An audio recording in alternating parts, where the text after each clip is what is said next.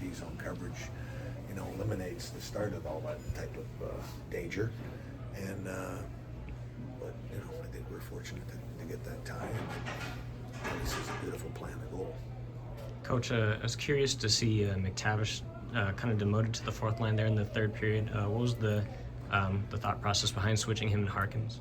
I just thought Harkey was giving us energy with some pace, and Mac T's the last couple of games been been okay, and we're looking for a little more there. But at the same time, I think we're we usually try to mix things up, and the line was getting a tougher matchup earlier on in the game, and we mixed that up. It was part of it.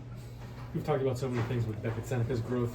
To make that pass instead of take that shot in overtime, is that kind of an evidence of his learning? Yeah, I mean that was a great patience on that play, great play recognition, and pretty tight quarter. He had the goalie coming out, two guys coming at him down the barrel. You kind of wish your whole hockey career getting that opportunity in overtime, and all of a sudden he sees the play that you're sitting there, you're just looking at the goalie, and you're thinking you got to shoot this thing.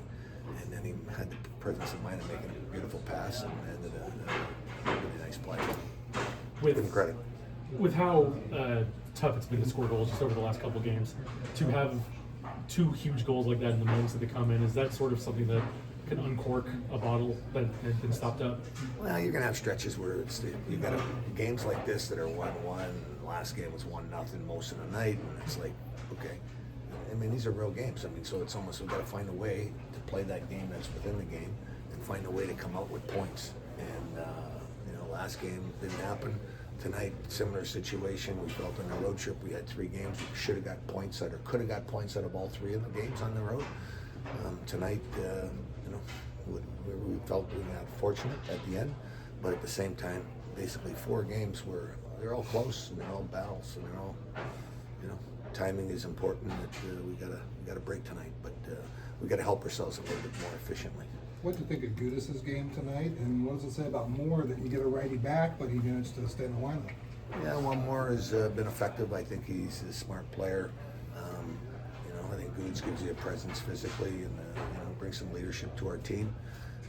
First game, I thought he played hard. It was a hard game, so he was banging and bumping and doing everything he could out there. So it was good to see him back.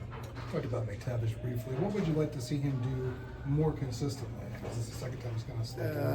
Yeah, I think that line, was a lot of the time they're playing their top line and they end up in their end in a couple long shifts, and I think that line would be way more effective in the other end, and doing what they like to do is make plays and create offense.